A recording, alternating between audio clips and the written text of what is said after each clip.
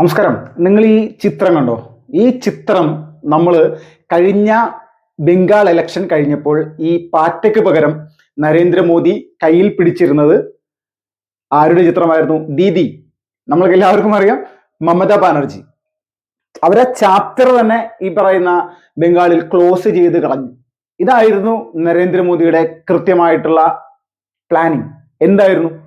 BJP എന്ന് പറയുന്ന രാഷ്ട്രീയ പ്രസ്ഥാനത്തെ സംബന്ധിച്ച് ബംഗാൾ ഒരു കിട്ടാക്കനി പോലെ, അല്ലെങ്കിൽ അവിടുത്തെ ഹിന്ദു സമൂഹത്തെ വളരെയധികം എന്ന് പറഞ്ഞാൽ ഇന്ത്യ ചരിത്രത്തിൽ എടുത്തു നോക്കിക്കഴിഞ്ഞാൽ ഒരു വലിയ കാലഘട്ടം, ഒരു ഭരണത്തിന് കീഴിൽ ഹിന്ദു സമൂഹം വളരെ വലിയ രീതിയിൽ വേദന അനുഭവിച്ചിട്ടുള്ള ഒരു സംസ്ഥാനമായി നമ്മൾ ജീവിക്കുന്ന ഈ ഒരു കാലഘട്ടത്തിൽ ബംഗാൾ, ആ ബംഗാളിലെ ഹിന്ദു സമൂഹത്തെ രക്ഷിക്കുക എന്നുള്ള അടിസ്ഥാനപരമായിട്ടുള്ള ഒരു കാര്യം തന്നെയായിരുന്നു നരേന്ദ്രമോദി ഒരു മിഷനായിട്ട് ഏറ്റെടുത്തത്.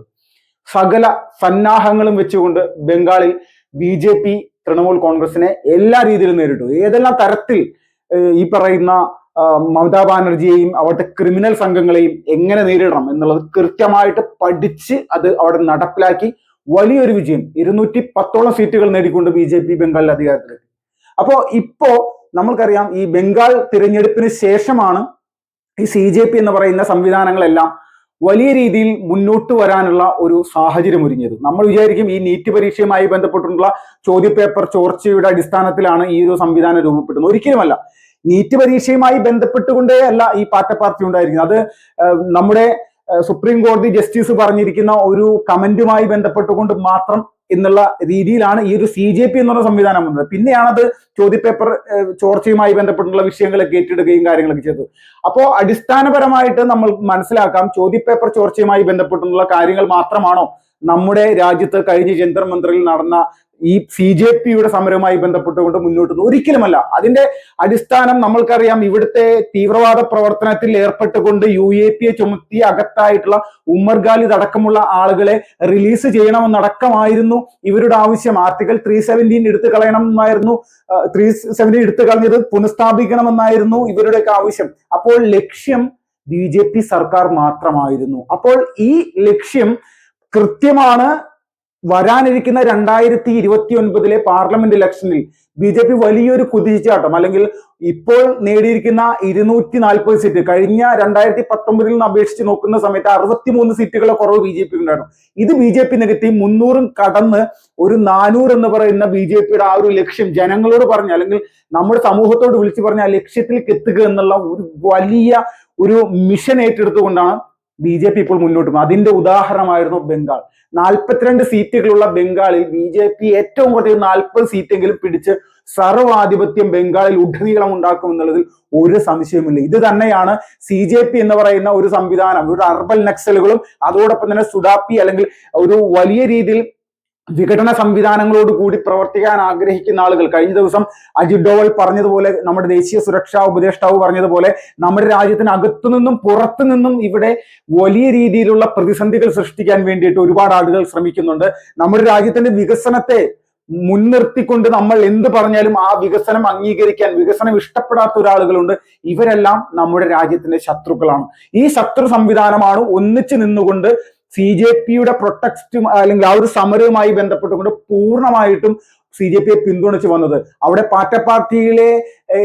പാർട്ടിയെ മാത്രം അംഗീകരിച്ച് പോകുന്ന ആളുകളല്ല, അവർക്ക് വേറെ ആശയങ്ങളുണ്ട്. ആശയം ഇതിനുള്ളിലേക്ക് എങ്ങനെയെങ്കിലും കുത്തിക്കയറ്റുക. അപ്പൊ ആ ഒരു സംവിധാനത്തെയാണ് പ്രധാനമന്ത്രി നരേന്ദ്രമോദി കഴിഞ്ഞ കുറച്ച് ദിവസങ്ങൾ കൊണ്ട് പൂർണ്ണമായിട്ടും ഇല്ലായ്മ ചെയ്തത്. ഇവിടെ സമരം ചെയ്ത കുട്ടികളുടെ മാതാപിതാക്കൾ വരെ വന്നുകൊണ്ട് സോഷ്യൽ മീഡിയയിൽ പ്രധാനമന്ത്രി നരേന്ദ്രമോദിയോട് മാപ്പ് പറയുന്ന തരത്തിലേക്ക്, താങ്കൾ ഞങ്ങളെ കുട്ടികളോട് ക്ഷമിച്ച വിഷയത്തെ പോലും വലിയ രീതിയിൽ പ്രകീർത്തിച്ചുകൊണ്ട് മുന്നോട്ട് പോകുന്ന ഒരു അവസ്ഥയായിരുന്നു നമ്മൾ കഴിഞ്ഞ കുറച്ച് ദിവസമായിട്ട് കാണുന്നത്. ഇൻസ്റ്റാഗ്രാം വഴി ഇവിടെ CJPയുടെ, അല്ലെങ്കിൽ കോക്രോച്ച് ജനതാ പാർട്ടി എന്ന് പറയുന്ന സംവിധാനത്തെ വലിയ രീതിയിൽ ഇവിടുത്തെ ജെൻസികളുടെ ഇടയിലേക്ക്, യൂത്തിന്റെ ഇടയിലേക്ക് വലിയ രീതിയിൽ പറത്തിവിടാൻ ശ്രമിച്ചിട്ടുള്ള CJPയെ സംബന്ധിച്ച് നരേന്ദ്രമോദിയുടെ ഇൻസ്റ്റാഗ്രാമിലുള്ള 3-4 വീഡിയോകളുടെ അടിസ്ഥാനത്തിൽ തന്നെ പൂർണ്ണമായിട്ട് ഇതിന്റെ പരിപ്പളി എന്ന് തന്നെയാണ് പറയുന്നത്. കാരണം നമ്മുടെ വിദ്യാഭ്യാസ മന്ത്രി ധർമ്മേന്ദ്ര പ്രധാൻ രാജിവെച്ച വിഷയമായി ബന്ധപ്പെട്ടുകൊണ്ട് അടക്കം നമ്മളൊന്ന് പരിശോധിച്ചാൽ മതി. BJP ഒരു സ്റ്റെപ്പ് പിന്നിലോട്ട് എടുത്തത് 1000 സ്റ്റെപ്പ് മുന്നോട്ട് പോകാനാണ് എന്നുള്ളത് കൃത്യമായിട്ട് രാഷ്ട്രീയം അറിയുന്ന ആളുകൾക്ക് വ്യക്തമാകും, ഒരു സംശയവുമില്ല.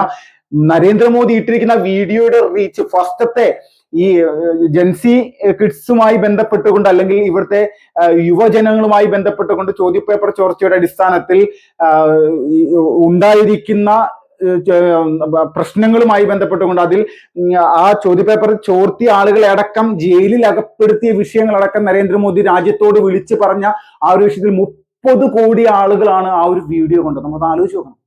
അപ്പോ ഈ 30 കോടി ജനങ്ങൾ നരേന്ദ്രമോദിയുടെ വീഡിയോ കാണുന്നെങ്കിൽ നമ്മൾ മനസ്സിലാക്കുക ഇതൊക്കെ നിസാരം എന്ന് പറഞ്ഞാൽ നിസാരമായിട്ട് പ്രധാനമന്ത്രി നരേന്ദ്രമോദിയും BJPയുടെ നേതൃത്വവും ഇതിനെ കൈകാര്യം ചെയ്തു എന്ന് തന്നെ വേണം നമ്മൾക്ക് മനസ്സിലാക്കാൻ. ഈ പാറ്റ സമരത്തിന്റെ അടിസ്ഥാനപരമായിട്ടുള്ള ഗുണഭോക്താക്കൾ ആരാണെന്ന് ചോദിച്ചാൽ അത് കോൺഗ്രസ് ആണോ, CPM ആണോ, അല്ലെങ്കിൽ സമാജ്വാദി പാർട്ടിയാണോ, BSP ആണോ, ഇവിടുത്തെ മറ്റ് ദളിത് സംഘടനകളാണോ, രാഹുൽ ഗാന്ധിയുടെ നേതൃത്വത്തിലുള്ള മൊത്തത്തിലുള്ള ഇന്ത്യ മുന്നണിയാണോ എന്നൊക്കെ നോക്കിക്കഴിഞ്ഞാൽ അവരെല്ലാവരും സീറോയായി മാറിയിരിക്കുകയാണ്. BJP തന്നെയാണ് ഇതിൽ പൂർണ്ണമായിട്ടും ഈ ഒരു വലിയ വിജയത്തിലേക്ക് ഈ ഒരു CJP സമരത്തെ ഉപയോഗിച്ചുകൊണ്ട് പോകാൻ പോകുന്നത്. അത് നിങ്ങൾക്ക് ആർട്ടിക്കിൾ 317മായി ബന്ധപ്പെട്ടുള്ള വലിയ ചർച്ചകൾ, രാജ്യം മുഴുവൻ കോൺഗ്രസിന്റെ നേതൃത്വത്തിൽ നടന്ന പ്രതിഷേധങ്ങൾ, ഇസ്ലാമിക സംഘടനകളുടെ നേതൃത്വത്തിൽ നടന്നിട്ടുള്ള പ്രതിഷേധങ്ങൾ, അതോടൊപ്പം തന്നെ ഈ നമ്മുടെ പൗരത്വ ഭേദഗതി ബില്ലുമായി ബന്ധപ്പെട്ടുകൊണ്ട് കേരളമടക്കമുള്ള മുഴുവൻ സംസ്ഥാനങ്ങളിലും വ്യാപകമായിട്ടുള്ള പ്രതിഷേധം ജമാഅത്ത് ഇസ്ലാമിയുടെ നേതൃത്വത്തിലും മറ്റ് സുന്നി സംഘടനകളുടെ നേതൃത്വത്തിലും ഇവിടെ നടന്ന സമയത്തും അതിനെയെല്ലാം എങ്ങനെയാണ് BJP കൈകാര്യം ചെയ്തത്? കർഷക സമരം, BJPക്ക് ബില്ല് പിൻവലിക്കേണ്ടി വന്നെങ്കിൽ പോലും കർഷക സമരവുമായി ബന്ധപ്പെട്ടുകൊണ്ട് അടിസ്ഥാനപ്പെടുത്തി BJP അതിന് തൊട്ടടുത്തുള്ള 2 മാസങ്ങൾക്ക് ശേഷമുള്ള UP ഇലക്ഷനിലും കർഷക സമരത്തിന്റെ ആരംഭം കുറിച്ച സ്ഥലങ്ങളിൽ പോലും ആ മണ്ഡലങ്ങളിൽ പോലും BJP അതിഭീകരമായിട്ടുള്ള രീതിയിലുള്ള ഭൂരിപക്ഷത്തിൽ വിജയിച്ചു വന്നതും നമ്മൾ കണ്ടതാണ്. അപ്പോ ഏതെല്ലാം തരത്തിൽ 2014 അധികാരത്തിലെത്തിയ സമയം മുതൽക്കേ തന്നെ അസഹിഷ്ണുതയാണ് രാജ്യത്ത് നടക്കുന്നതെന്ന് കനയ്യകുമാറിന്റെയും ഉമ്മർഖാലിന്റെയും നേതൃത്വത്തിലടക്കം നമ്മുടെ രാജ്യത്തെ സർവകലാശാലകളിലും കോളേജുകളിലും നിരന്തരമായിട്ട് ഇവർ പ്രചരിപ്പിക്കാൻ നോക്കി. പശുവിന്റെ പേരിൽ ആക്രമിക്കപ്പെടുന്ന ജനങ്ങൾ, പശുവിന്റെ പേരിൽ കൊല ചെയ്യപ്പെടുന്നു എന്നൊക്കെ പറഞ്ഞുകൊണ്ട് വ്യാപകമായിട്ട് നമ്മുടെ സമൂഹത്തിനിടയിലേക്ക് ഒരു വെറുപ്പിന്റെ രാഷ്ട്രീയം കലർത്തി കൊണ്ടുവരാൻ ശ്രമിച്ചിട്ടുള്ള ഈ മോദി വിരുദ്ധരും BJP വിരുദ്ധരും അടിയറവ് പറയുന്ന തരത്തിലേക്കുള്ള സംവിധാനങ്ങളായിരുന്നു, തിരഞ്ഞെടുപ്പുകളായിരുന്നു അതിനുശേഷം ഈ രാജ്യത്തുടനീളം നടന്നത്.